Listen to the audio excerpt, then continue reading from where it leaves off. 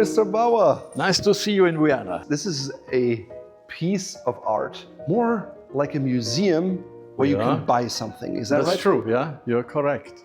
Completely. So when you select the goods we see here in your store, what are you looking for? Like, how do you decide this is for my store and this is not?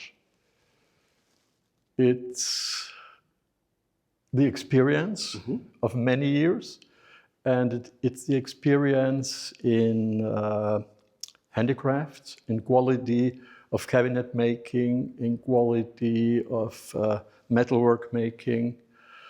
As my father was clockmaker, I knew a lot about material, brass, silver. My grandfather was cabinet maker. So I know a lot about the construction and the quality. Yes. Because just looking around here, I can tell this is all of the utmost quality level. This is not a flea market finds. No. This is high end. But you also have things like glassware, yes. right? I see here Lötz Witwe Klostermühle. Yes. That was after Lötz died, right? She continued. Yeah, she continued doing it, yeah. His name was Max Ritter from Spaun, who was the owner. Interesting. But she continued it very well, didn't she? She did it very well.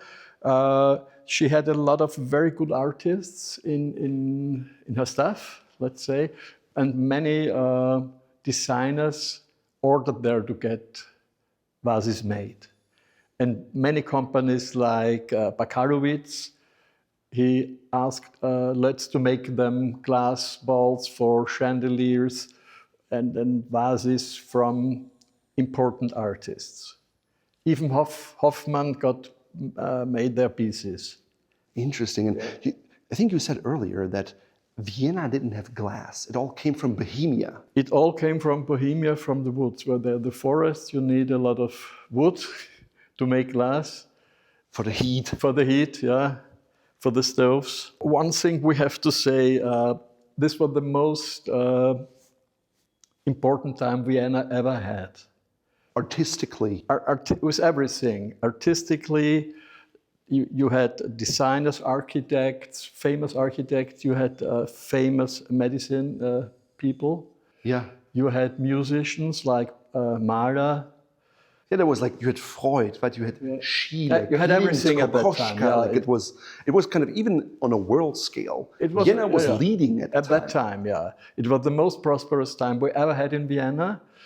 It was, let's say, around 40 years, from the 80s on to the First World War. So 1880 to like 1918, that area was prime of Vienna. This was the prosperous time. If you had to tell, why was it that Vienna became this epicenter? One thing is we had 40 million people. Austria was much bigger. It was a big monarchy. They had a very, very good education. All around the country you had arts and crafts schools. You had high schools. The people got very, very good education. And then it was coincidence too. Okay.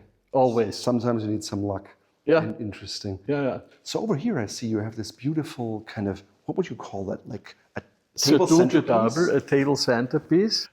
This piece was designed by a very famous pupil of Joseph Hoffmann. His name was Oswald Hertel. And Hertel made a lot of furniture for the Austrian embassy in Ankara. In Ankara, in Turkey. In Turkey, and the embassy was designed by a very famous Austrian architect. And it's gilt wood, right? It's a gilt wood, wood with just like mirrors. Yeah. And it comes apart probably? It comes apart, and it has one or two parts more. And the table must have been very big there. Yeah. Ceremonial, like government level. And it was never delivered because of Austria became part of the German Reich. And so we didn't need to have an embassy in Ankara. So I could buy it approximately 20 years ago, or a little bit more, I don't know, from the company who made this and had it still in storage. In storage. Wow. And it was never used before. So the mirrors were made new. Yeah. It never came to Ankara. That's cool. It's like a treasure hunt, right? Yeah. You find a Ferrari in the garage. Yeah. It's like that. But for sure, he knew what it was, because I couldn't have found out the history of this piece. So here, it's like a little centerpiece. It says Josef Hoffmann. Yeah, this is a very beautiful piece in silver. It was made in 1908. Let's put the fruit away. We had more, but they are shrinking now. Yeah. They were much nicer before. It's not too heavy. No, it's one of two. Two have been made. We found out there in the books of the Museum of Applied Arts, we can find many pieces. And I mean, you are a person, you give things to museums that they display, right? Yes. On loan. On loan, yes. And then if someone wants to buy them, they come to you. They have to come to me after the period is over. After the show is over, yeah. And this piece is extremely rare. There's two only have been made. The pattern is very special. It's called the Ivy pattern. Like an ivy leaf, Ivory. Ivy, yeah. And this Hoffmann used on from 1906. Before, he only used the squares. This kind of pattern. Yeah, this kind of pattern. And this was not silver, this was what? No, sheet metal? Sheet metal that was lacquered. And it's also like the edges here. You can feel it's very fine. It's very smooth. It's very smooth. And this was all handmade. This wasn't like cast or anything like molded. No, this is handmade. Yeah. So what would something like this cost? A piece like this costs, let me have a look, 58,000 euro. 58,000. Yeah, it's a kind of store where there's no obvious price on there. So he has a code system. We have a code on it. A code system, so he understands. But you can always tell, if you're in that price range, price is not the deciding factor. Beautiful. Sometimes, yes. Personally, but not always. Personally, I love semi-precious stones. I love like lapis and malachite. So I'm particularly drawn to this one. It was a set. Was it like for oil and vinegar? Yeah. This is called the Cruet set. This was oil, vinegar, and this is mustard. Mustard pot. So 1909. Yeah.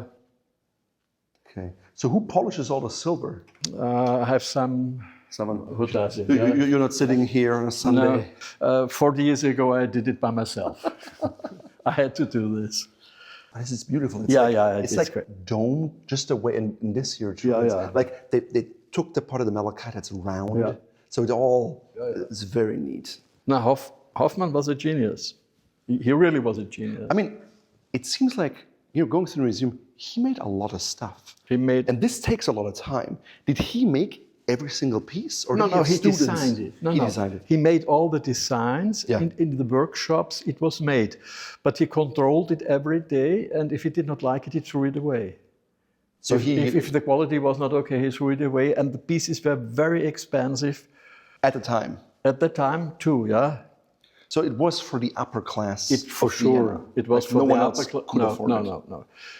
They planned to make this white pieces for the mass market, for the laborers, but they did not buy it. They wanted to have it in silver. So only intellectuals bought it. Yeah. And most of them were thrown away after, in the 20s, 25. Nobody liked it anymore.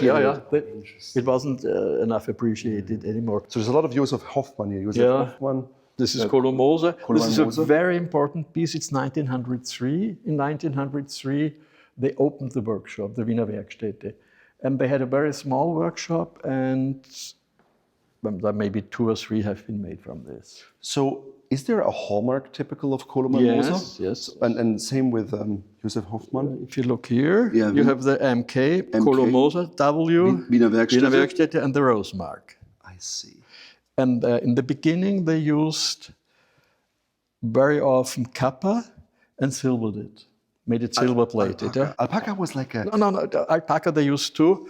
I said Kupfer. Copper. Copper, yeah. So it was silver-plated copper? Yes, in the beginning. In the beginning. And then they used silver in the beginning, 800, and 2 years later, they used the 900 silver. They were very proud of this because normally in Vienna it was only 800. 800. Yeah? So they wanted to set themselves apart. Yeah. And so this is Josef Hoffmann. Does he also It's a later period. a later period? So wieder Werkstätte. HJ, the second one. Ah, Josef Hoffmann. Yeah, Josef Hoffmann, made in Austria. This is a later piece. This is 1925 or 6. What's written here? So these were also hammered, right? So someone hammered those. Yeah, it's 1922, 23. So what about this chair here? Yeah. This is it's kind of an interesting, shabby chic whitewash. Is this original? It's the chair is original. The chair was designed for the Kabarett Fledermaus, which was located in the Kärntner Straße, close from here. And it was a theater and the Kabarett, and it was made in black and white. This chair is the only one known that really comes from there. It was painted white and with the small black balls. And it has, if you look here, the old original shield. Yeah, that's what I know. Oh, and then down here you also have was for the head. The black balls. Yeah. Oh, this was for the head. It was for the head. Oh, so you basically you held it like this, and then you put your head underneath. Yeah. Oh, that's fun. Yeah. I mean, you don't need it today anymore because people don't wear hats. They don't. This is extremely cool. And the thing is, it was overpainted in black 4 or 5 times. So we had to strip everything. Strip it slowly, and that's why it has a shabby look. Yeah. Understood. And then here's some more centerpieces, I think. Yeah, right? This is a very important it's not a centerpiece, it's a coffee set, by Josef Hoffmann. From this set, 2 or 3 have been made. 10 years ago, I had 1. And this is my second. Is this like ivory, or what is the bone? Ivory or bone. It's like that hand. It's very unusual, yeah. And is this like the sugar box? Yeah. Oh, and look at the tongs. The sugar tongs is in here too, yes. Everything is here. A complete set. So when you buy these things, can you tell if people used them or was it purely decorative? Maybe 10 times they used it. Okay. Often it was only decorative, but sometimes they used it. But you did not use this every day. Do you also have like what would you call this? It's a statue. That's a Victorian. Siegerinnen sind das. Ah, okay. Yeah? The 2 girls with, what is this? A wreath. Yeah. It's a wreath, and it's interesting. It's very flat on top. Yeah, because it was a supplier of a furniture. It supplied. So you put something on top. Yes, you had 2 of these sculptures. Yeah. And there was a showcase on it, and on the base was a bigger board. I see. And it's by an important Austrian sculptor. His name is Gustav Gurschner. Gustav Gurschner. And it's like pewter, right? It's pewter, yeah. It's pewter. On marble? On marble. The marble is new. I got it made. I see. And then the piece underneath is different. It's different. It's coincidence that the marble is close to it. So, what about these here?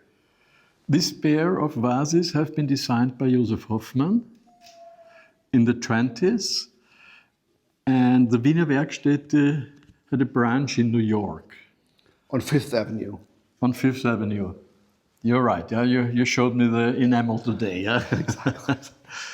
And the head of this branch was Joseph Urban, and he was an important artist in Vienna, and he went to the States also because of tax troubles and other troubles. So he was the head of the department there, and he is very famous in America because he made at the Metropolitan Opera stages, Bühnenbilder. I see. Yeah, and that's very important. So he did the stage art. Stage art, yeah. But he also designed furniture like the black chair there. Very unusual. Is this like mother of pearl? This is mother of pearl, yes. Beautiful. And then, I mean, the bordure, like the piping, is also special. It's very special, yeah. And is this like ebony wood or? It's not ebony, but it's a beer wood that was pear wood. Stained, pear wood. Solid beech and pear wood veneer. Yeah, pear wood veneer, because pear is very good to make it black. Yeah? I see. And it gives the impression of ebony. Of ebony. And then you had like the shoes, really big, yeah. Is it silver? No, it's silver-plated metal. Silver-plated metal. Yeah, they did.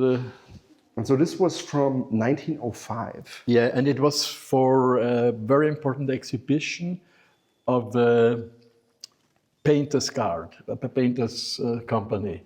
Hagenbund was the name. Oh yeah, Hagenbund. Hagenbund. And Urban also made the building, and he made the hanging, and he was very important for this company. It was for the Hagenbund. It was almost like a total style, right? It was a total style. It was this applied art. It was, you had furniture, you had little things like vases, you had chandeliers, and everything. Everything was this real full design. I think the last time we saw that was the Art Deco period, and ever since we have not seen it. Yeah, no, you don't do it anymore. It's too expensive, I think, right? For most people, the level of craftsmanship in all facets of your interior design. Correct. People go to IKEA now. Yes, it's almost the only possibility. It's a shame.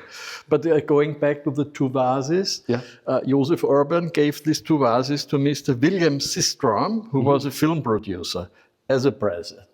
So it's a bit like the provenance in the art world. It helps if an item, was owned by Winston Churchill. It'll make more money. And there is another very nice anecdote about Joseph Urban. He was the architect who built Mar-a-Lago. Ah. Yeah.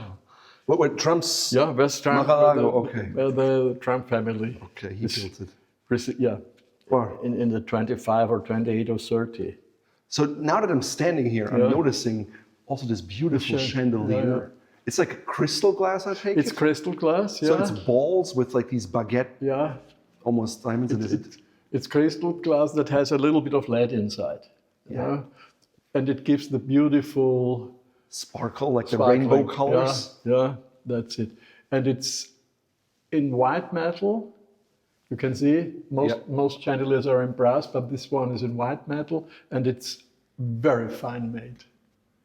Is it like a Lobmeier or a famous brand, or? It's either Lobmeier or Bokalowitz, and the architect is called Wittmann. Wittmann.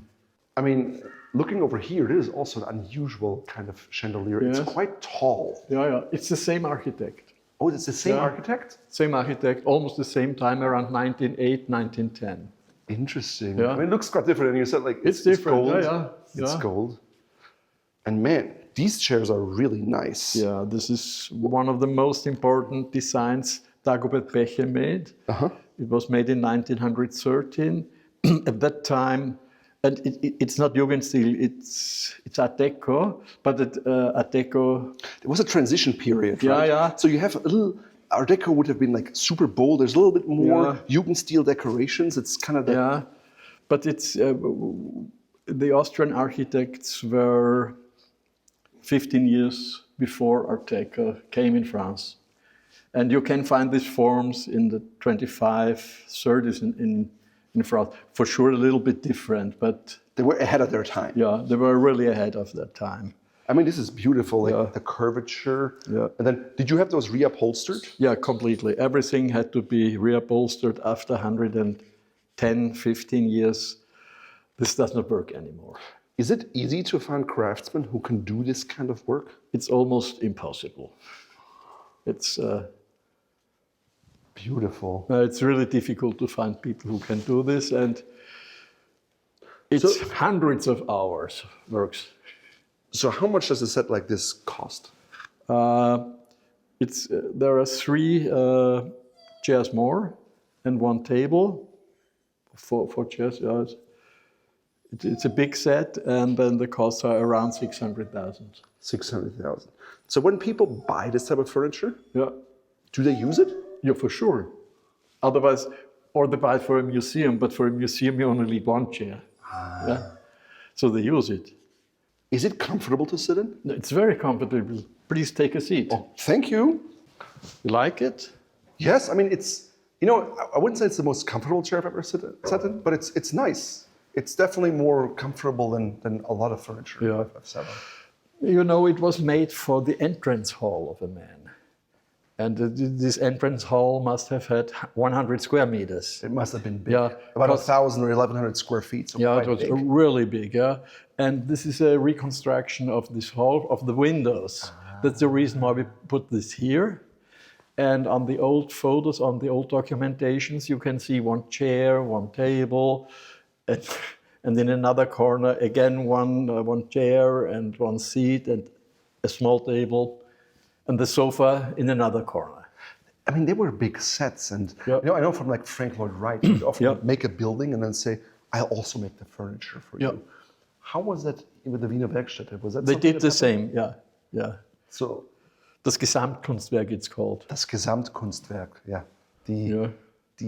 A piece of the piece of art in its entirety, right? Or how do you translate it? There's a special word for it. Gesamtkunstwerk. Das ist das Gesamtkunstwerk. As a whole, They made everything, the chandeliers, the beds, the complete interior, even the doghouse outside. Wow. Yeah. And here's an interesting, these are all like smaller pieces, right? Yeah. Silver bottle stoppers. What is this? Yeah. This you put on a bottle. So on a wine bottle. So when you drink, it doesn't oxidize, or no, you have to clean it every day. Okay. Not every day, but very often. Interesting. So you just put it on top of the wine bottle when it's opened. When it's opened, yeah. I see. This is you put the wine bottle on when it stands. Yeah, that's it. You can't. This is like a brooch. Yeah, very important, the green one. It was made for Mr. Ast, for his wife. Ast was a big constructor in Vienna who built several Hoffmann villas and one for himself. Okay. Yeah. Well, makes very sense. Famous. Right? Makes very sense. famous man, yeah. Can you tour these mansions today or not? Oh, yeah, you can see them. They still exist. The Villa Ast was ambassador of, I don't know, from Bulgaria or some country. Like this. Yeah, some country. Interesting. But they're all empty. There is no... the furniture's gone. Furniture is gone, yeah. Sold. Yeah. Interesting. Long time ago. Now, you have another set. Is it like a... What would you call the set over there? To sit on? No, how do you call this set? Sofa into armchairs. Sofa into armchairs. And it's a design by Joseph Hoffmann. And it's called... It's got the name Buenos Aires furniture. Oh. Funny thing, yeah, because the first time it was shown in 1906 or 8 in Buenos Aires at a big exhibition. Like the World Exhibition at the time. Something like this, yeah. And is it like veneered wood? Yeah, the construction of these pieces is it's bent wood. This means it's made out of beech, and this is bent. And for these parts on the back side, you have veneered beech wood. Veneered beech wood. So it was like the Tonette chairs with the steam technology. Yeah, steam. You're right. You're completely right. And this is very, very much work. You have, if you can see here, the nails. They are hand covered, and you need to. They're handmade, and you need approximately 1,000 handmade of this. Nails. Yeah. They're all covered in leather. Yeah, it's quite a bit of work. Yeah, it's a lot of work, and also this is done very, very fine. Yeah, the distance, it's all high quality. Yeah, it's padded. Yeah, and it's very stiff padding. Yeah. Did you have to also reupholster this? Yeah, everything. This is after 100 years, you cannot use it. Yeah, the UV rays destroy it all. Yeah. So when you decide to reupholster this, you know, do you try to find original ideas of what the color was like in the material, or do you use your taste level? I use my taste level because you went to the company and asked them to get it made in fabric, in velvet or leather or whatever you wanted. And with this fabric, we have good experience. The people like it. And the price for the 2 chairs and the sofa is 55,000 euros. It's a bargain compared to the other one. Yeah, this is 3 times So It's much bigger and it's rarer. much bigger and rarer. It's all This was not a mass production, but you can find it. you can find Yeah. it. This You cannot find. It's impossible. It's impossible. It's like if you want something unique, Yeah, yeah. you got that. Interesting. Oh, and then we have that same pattern again. Yeah. But very similar. This is slightly It's a very different. similar one, and this is the same. It's the same pattern. This is also by Joseph Hoffmann, and this is extremely modern. The tray. It is indeed. It is, like yeah. that kind of asymmetrical. Yeah. But as you hold it, It works. it's well balanced. It's well balanced. Yeah. So what about these chandeliers here? They are beautiful Yeah, too. they are Viennese chandeliers around the turn of the century with very special glass. They are all original, and it's very difficult to find original lamps from that period of time. Do you rewire them? Yes, they get rewired, and sometimes they get polished and stove enameled, Okay. so that it doesn't oxidize. Yeah. Interesting. So yeah, otherwise It gets like dark. that antique brass It look. gets easy dark. Wonderful. And here you have also the double looped handled centerpieces. They are also by Hoffmann. It's one of the most famous pieces Hoffmann did. Yeah. Why is that? Why? I don't know why it is. The people liked it very much, and they were sold very often. Yeah. But it's also very difficult to make. I think this is one of my favorite pieces Yeah. of this chandelier, with those little beads. I mean, you need a ceiling height for this. Yeah, you can make it Shorter. shorter. But you need around at least 3 meters. Yeah, I would guess so. I would guess so. You need, Now, this is not everything you have. You have quite a bit more. This is the basement. We have one store higher, Yeah. the bel étage, we say. Well, then we have to go there. We have to go there, yes. Well, let's have a look. Nice. Yeah. So this is the bel étage, you say? This is the bel étage. It's not the real bel étage. Because the ceiling height, right? It's a little lower. The real bel étage was the first floor because it was owned by the housemaker normally, by the landlord. A landlord. By the landlord. But we have a smaller bel étage. So what do we have here? Is this like rosewood? No, it's also a beechwood. Beechwood? Bentwood, beechwood. It's stained to this color, and it's a beautiful piece of furniture. I like it very much. It was attributed to Koloman Moser. Because you didn't have the signature. We or don't the have hallmark. the real design sketch, but it's Most likely. most likely Koloman Moser, the design.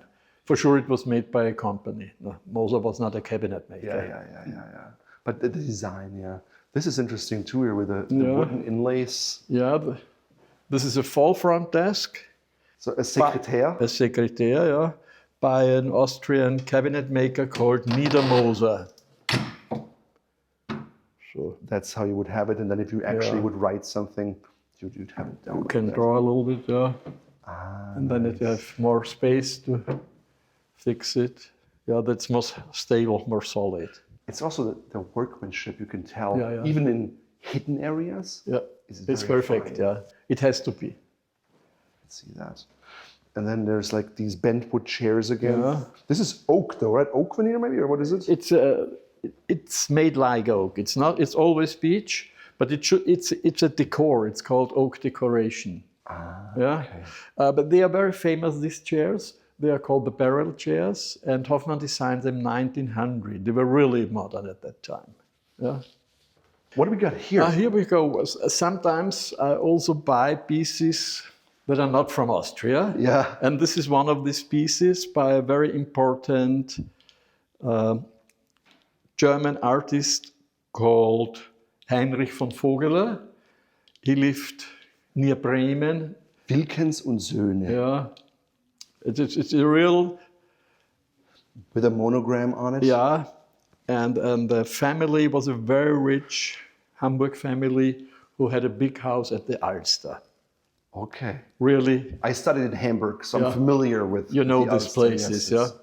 It's a beautifully made All the box. box is a piece of art. Yeah, like the Art Nouveau details. And this is 393 pieces. So if the one at the bottom was not big enough, So there's a bigger one. Then for we you have a here. bigger one too, yeah.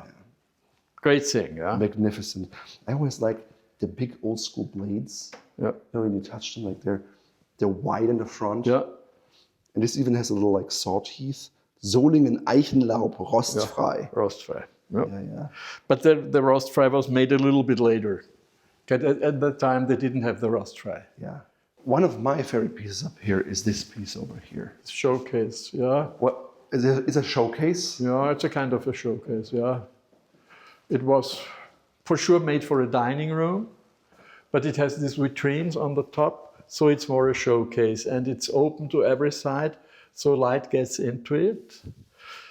So did you add the light in there, or is there no light? It comes from it comes from the ceiling. Yeah, from the ceiling, yeah. It looks well because it's then mirrored in the back, and like the curved, it's veneered, right? Again, it's veneer, yeah. The design of this cabinet was made by Leopold Bauer. Namesake. Same name as me, but it's a very common name, Bauer. Yeah. It's also. Did you know the different woods here? Yeah, you have the most parts are in rosewood. Here the light is maple, and the dark ebony. Ebony. Could be ebony.